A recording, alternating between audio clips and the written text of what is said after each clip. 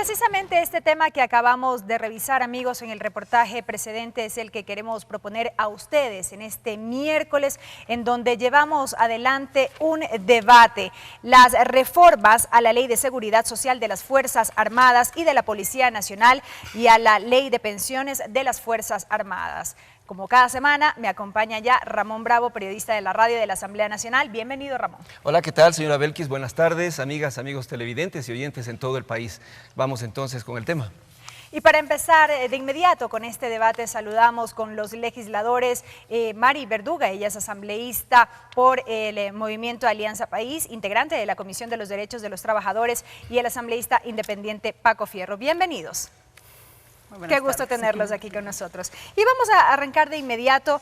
El sueldo imponible, aportes, lapsos de tiempo para acceder a las prestaciones en lo que tiene que ver con las Fuerzas Armadas y la Policía Nacional son los temas que básicamente se propone en esta propuesta de reforma a la Ley de Seguridad Social de ambas instituciones. Quisiera empezar con usted, asambleísta Fierro. ¿Cuáles son las primeras observaciones que se hacen de esta iniciativa del Ejecutivo? Muchísimas gracias a ustedes, Mari, una compañera que ya nos conocíamos y estuvimos juntos en el periodo anterior. Un gusto tenerte a ti aquí y poder compartir. Debo primero hacer una pequeña aclaración a usted, Belkis. Yo no soy independiente, yo pertenezco a las filas de Sociedad Patriótica, mucha honra. En primer lugar y en segundo lugar, quiero felicitarle al comandante de la Fuerza Terrestre, comandante del Ejército, que el día de hoy, en su discurso del orden, pues por el 10 de agosto ha pedido el archivo de este proyecto de ley. Y para contestar su pregunta, sus inquietudes, haciendo referencia a este pedido de archivo, yo debo manifestar de que es necesario que se hagan reformas, pero no reformas parches como se le está planteando por parte del presidente de la República a través con el ministro de Defensa, ya que al no existir este momento estudios actuariales a la fecha, existe un estudio actuarial al 2010, hay otro al 2012, y debo manifestar que para el 2010 ya hubo una propuesta de una reforma integral a la ley del ISFA.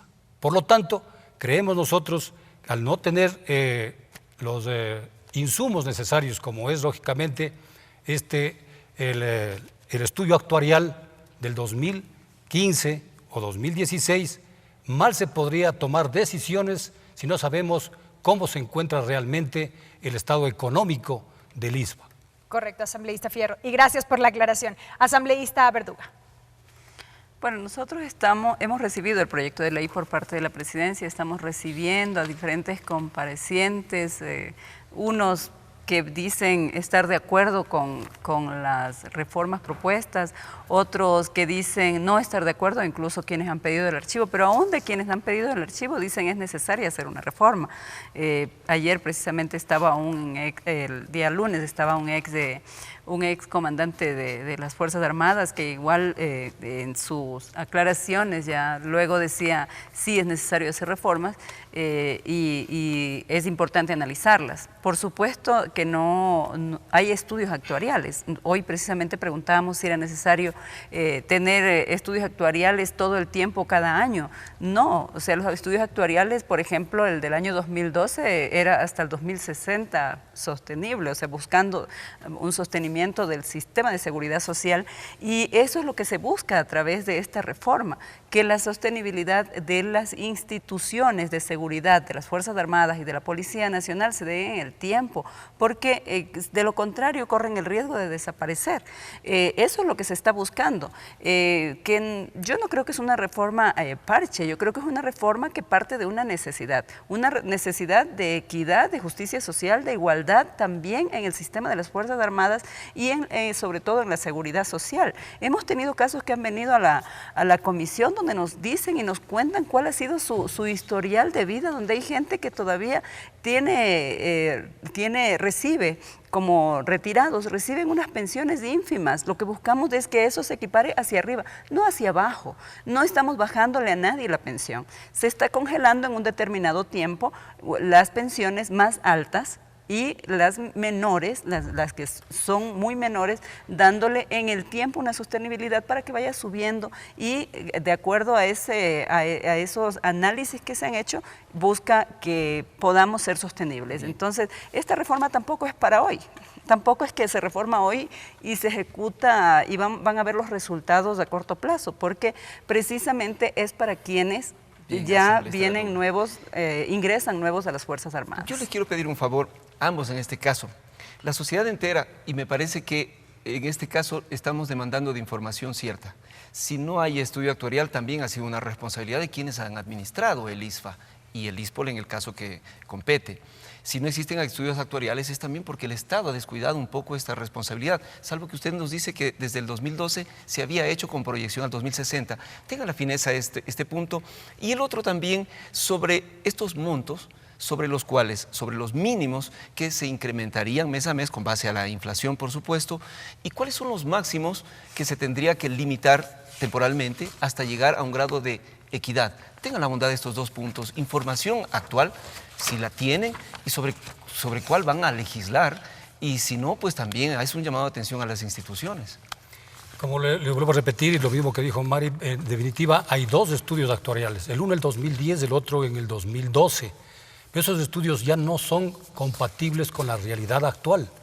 Si bien es cierto, se hace mención de que los estudios actuariales se han hecho para 60 años, pero es con lo que pasó, con lo que tenía de fondos, con lo que estaba pasando en ese momento del 2010 y 2012. ¿Qué periodicidad se debe hacer? Deberían hacerle por lo menos cada 2 años, y más aún cuando se va a presentar un proyecto de reformas es necesario tener un documento totalmente actualizado. Caso contrario, estamos yendo con palos de ciego, no estamos avanzando. Sobre las cifras que usted también las obtiene para transparentar esta propuesta, ¿no? La propuesta económica. Sí, el tema, por ejemplo, el tema de las pensiones que se reciben, los mínimos y los máximos, de acuerdo como dice la ley, lo máximo que podrían estar recibiendo, se congelarían primero todos los que ganen más de $2.013, que es lo que está ganando este momento la seguridad general, los servidores públicos, que es lo máximo que están ganando a este momento. Pero ¿qué es lo que pasa con nosotros? En el caso del Ejército y Fuerzas Armadas y Policía Nacional, existe allí un aporte mucho más elevado, que es el caso de nosotros. Aportamos el 23% de todos los haberes, o sea, de todo lo que gana un militar en servicio activo, se aporta el 23%. Entonces, no se podría comparar con el Seguro General, no se podría comparar, nosotros aportamos mucho más. Y lógicamente lo que dice Mari es verdad, hay algunos pensionistas, que tampoco es cierto lo que dijo ahí alguien que habló de los entrevistados, que dijo que ganaban $300. Eso no es verdad. El que menos gana son $500, y son aquellos que de la época cuando salían retirados a los 15 años. Por eso es que reciben, pero lo mínimo que reciben son $500. Si hay alguien que reciba menos, puede ser por invalidez, puede ser porque algún conscripto o alguien tuvo un accidente. Entonces, por lo tanto, no podemos comparar un régimen especial como el nuestro y de la policía, que dice el artículo 370 de la Constitución, es muy claro. Pero eso no lo desconoce tampoco el proyecto de ley, ¿no? El momento le está desconociendo, el momento en que no se dan el trato que se merece el régimen especial. Porque tenemos que entender por qué es un régimen especial. Y uno de los casos, lo estoy diciendo, es de seguridad y del trabajo que cumplen. El aporte que estamos haciendo, los riesgos que corremos. Yo tengo el caso personal, mi esposa tiene título universitario, no pudo trabajar jamás porque estuvo conmigo en todos los pases. Entonces, mire, si ella hubiera podido trabajar, este rato ya estaría también jubilada y tendría un ingreso de $2.013. Correcto. Con lo que yo gano, estaríamos tranquilos. Gracias, asambleísta. Entonces, creo que son puntos muy importantes que hay que saber hacer conocer a la ciudadanía. Creo que toca también entonces conocer el otro argumento, ¿no? Sí, bueno, el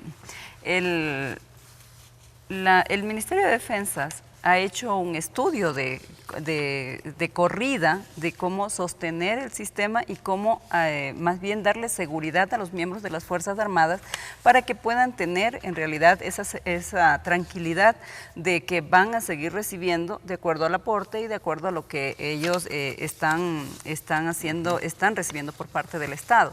Por tanto, esas corridas ya están y sí, probablemente, bueno, hay gente que viene, habla de acuerdo a sus propias experiencias. Hay unos que dicen que no, yo recibía mensajes que decían ellos no nos representan, en realidad son otras organizaciones, pero sin embargo nosotros tenemos la obligación de escuchar a todos, así es. Pero por ejemplo, nosotros de la corrida que tenemos, en el 4%, con el 4% del aumento anual, en 2 años un sargento que hoy recibe 942 podría recibir $73 más, que es el mínimo, ¿no?, que hay.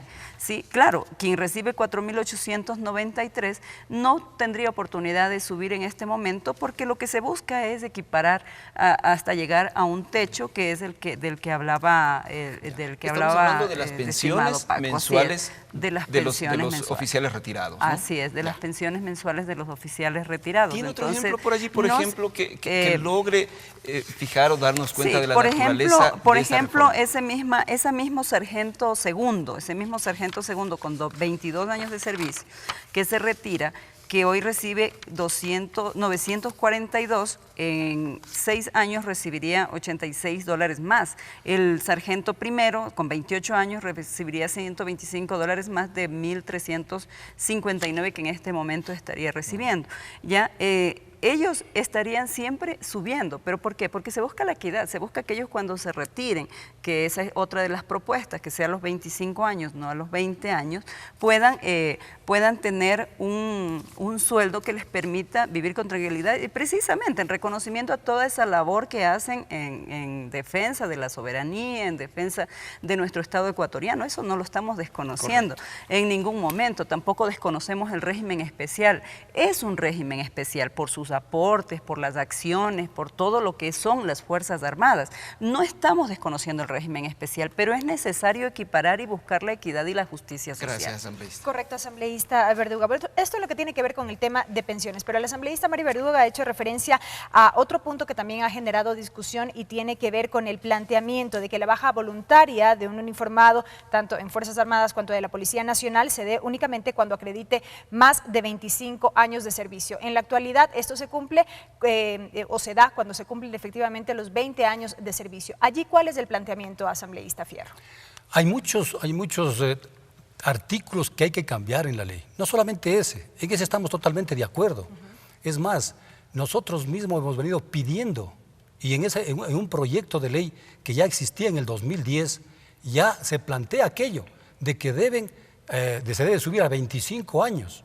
Y se pone inclusive una transitoria allí, de tal manera de que, por ejemplo, el que tiene 19 años de este momento, cumpla los 21, el que tiene 18 cumpla 22, y así hasta cumplir los 25 años, porque también hay que ver qué es lo que pasa con los que ya están cumpliendo o están cerca de cumplir los 20 años en este momento, como manda la ley. Está claro que no opera con retroactivo, nunca puede ser una ley. Para ellos no opera, para los que se encuentran ahora mismo. Más cuando está entre vigencia. Para los nuevos. Por eso es que nosotros estamos planteando que inclusive para los que están en este momento menos de los 20 años, también deberían entrar allí. Pero para buscar esa sostenibilidad. Es viable legalmente. Es viable, ¿no? Es viable.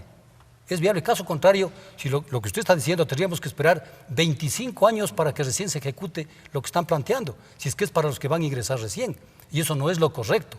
Pero también debo manifestar algo que no estoy de acuerdo, por ejemplo, con Mari, es de que ella manifiesta que se ha recibido a todos a quienes han pedido ser recibidos. Yo hice un planteamiento en la comisión de que venga el alto mando a que exponga sus criterios. ¿Por qué? Porque el ministro de Defensa, como él mismo lo manifestó, no lo hizo este proyecto de ley con los especialistas y técnicos del ISPA. No lo hizo. No, pero es que lo hizo de la comisión, el que no venga o si venga el alto mando. Vamos ¿no? para allá. Entonces, no lo hizo. ¿Lo hizo cómo? Con técnicos del Ministerio de Defensa.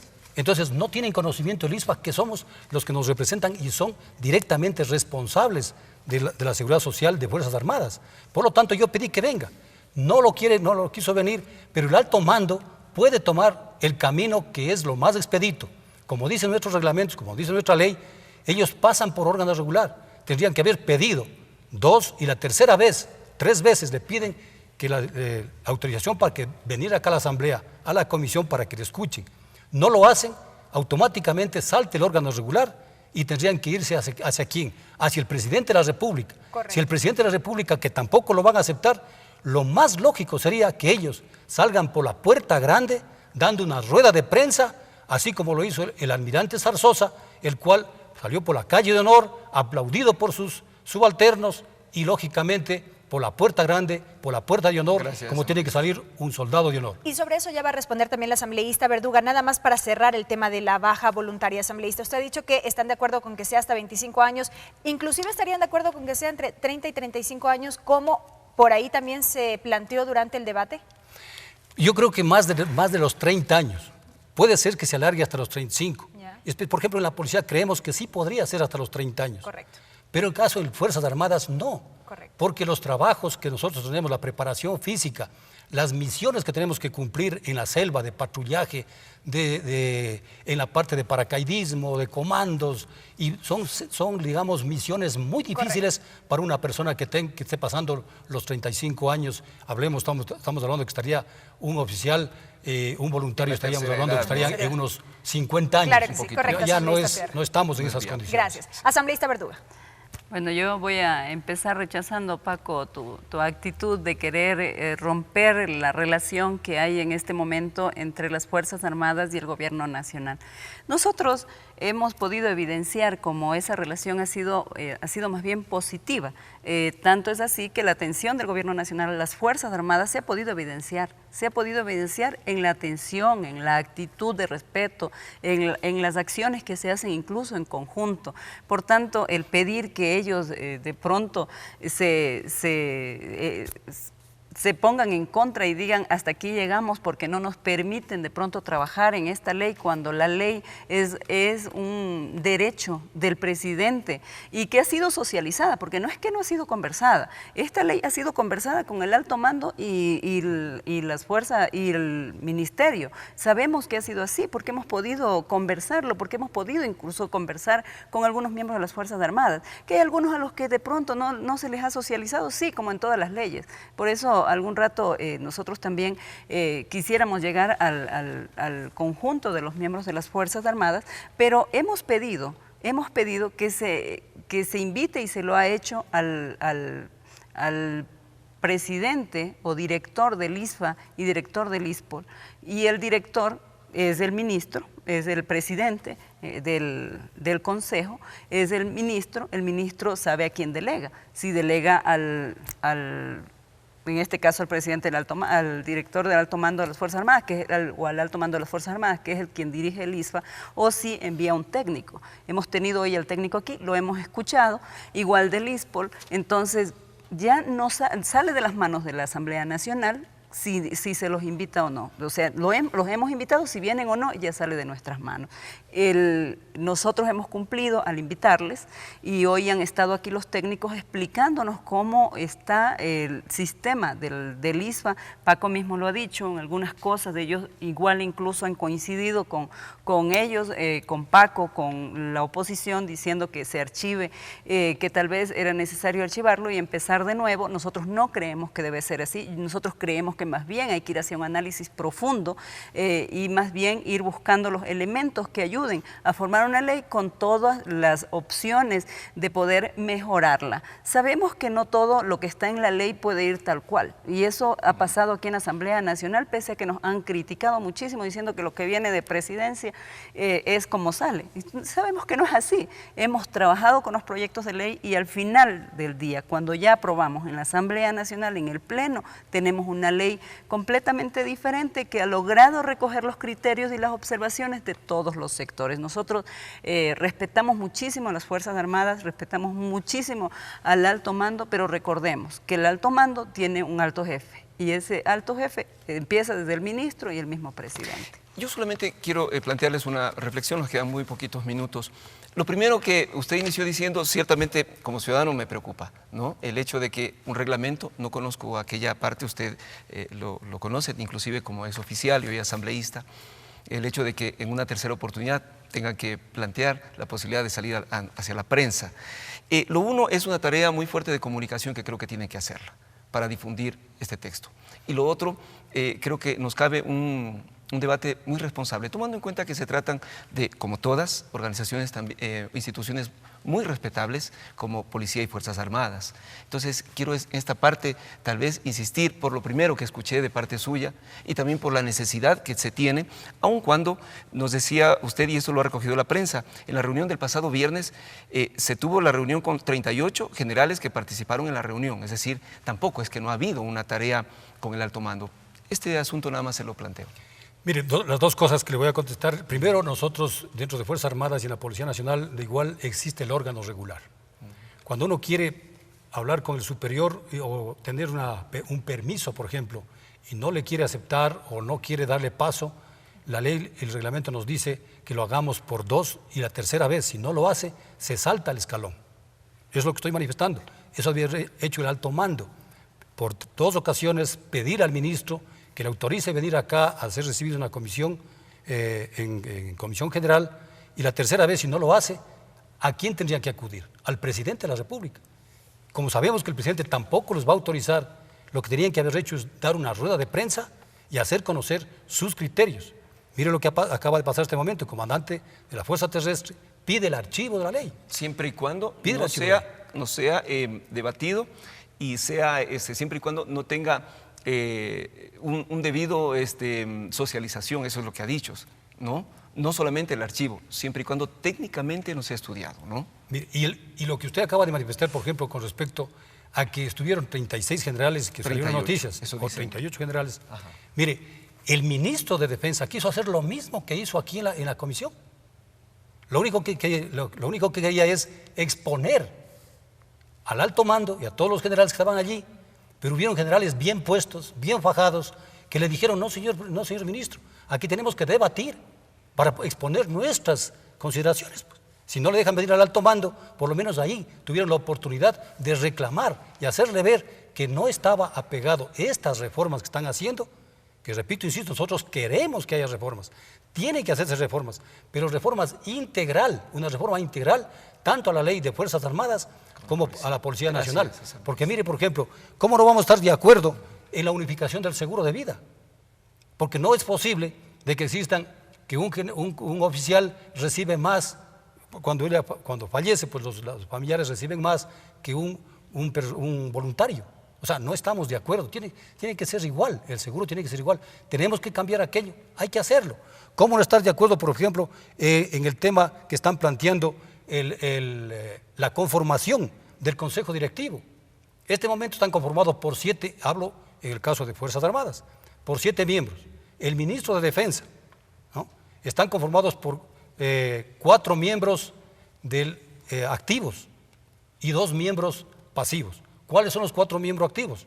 Es el jefe del comando conjunto y cada uno de los comandantes de fuerza. Y en cambio, de los activos hay uno representando a la tropa y uno representando a los oficiales. Correcto, está claro, asambleísta. Permítame, sí. Y dice lógicamente, las leyes a nivel nacional e internacional dicen que tiene que ser esta representación en forma paritaria e igualitaria. Y esto es importante, así tiene que ser, de tal manera que se sientan representados los diferentes, digamos, beneficiarios de este seguro. Y por último, por ejemplo, ¿cómo no vamos a estar en condiciones de poder y estar de acuerdo en querer mantener o a su vez subir un poco más de las pensiones, del aporte que estamos haciendo nosotros? Este momento, bueno, cuando era activo, el 23% de todo lo que gano, o sea, de los haberes. Estamos de acuerdo. Hay cosas así que vamos a coincidir, porque lo que buscamos es la sostenibilidad de la Agradezco mucho sus argumentos. Y creo que nos toca ahora, asambleísta Mary Verduga. Bueno, me alegra que no todo es malo en la ley, y eso lo está diciendo Paco. Es bueno que haya coincidencias, ¿no? Por supuesto, es que las leyes son perfectibles y es de eso a lo que los invitamos, a que mejoremos las condiciones de esta ley, de cómo ha venido a cómo va a salir al Pleno, pero no quitarnos la oportunidad de mantener un sistema que podría estar colapsando si no le damos una salida. Es eso lo que tenemos que en este momento mirar. El sistema de comunicación tiene, en las Fuerzas Armadas, tiene unos rangos. Y en ese sentido nosotros no podemos entrar. Ni la Asamblea Nacional no se va a poder ir a meter a un cuartel a socializar una ley mientras no tenga la autorización de quienes están en el mando de ello. Y por tanto, eso lo hace las mismas Fuerzas Armadas. No es lo mismo con las otras leyes, porque de lo contrario, luego vendrían otro tipo de problemas que nos podrían más bien hacer más grande la situación difícil que de pronto en este momento se está tratando en la ley. Nosotros aspiramos a que esta ley pueda seguirse debatiendo. Apenas vamos al primer debate.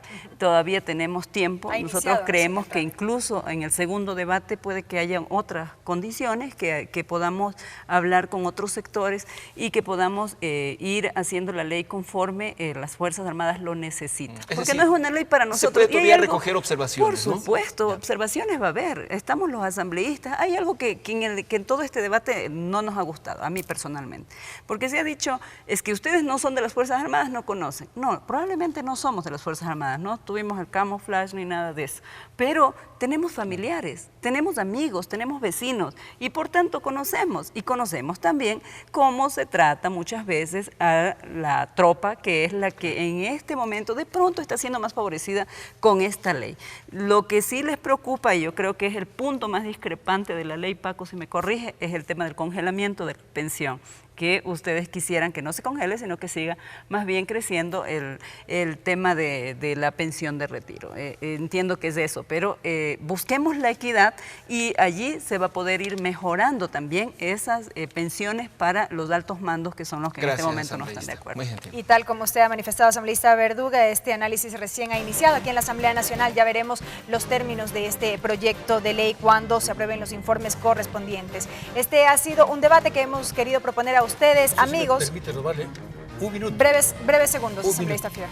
Mire, hay distorsiones, como dice Mari, y estamos de acuerdo que hay que corregirlas, porque si bien es cierto aportamos el 23%, el régimen especial debe mantenerse, no puede simplemente quedar como membrete del régimen especial, y también hay problemas hacia abajo.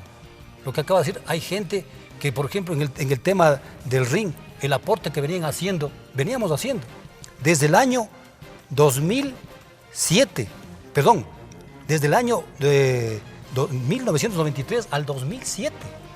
Correcto. Ya retirados, ya jubilados, nos venían descontando. Pero en todo caso, esos aportes que venían haciendo a esa gente que les fueron cobrando y que ganan menos, hay que ver la forma de también en la ley, buscar la forma de compensarles aquello. Estamos totalmente de acuerdo, entonces los extremos hay que mirarlos.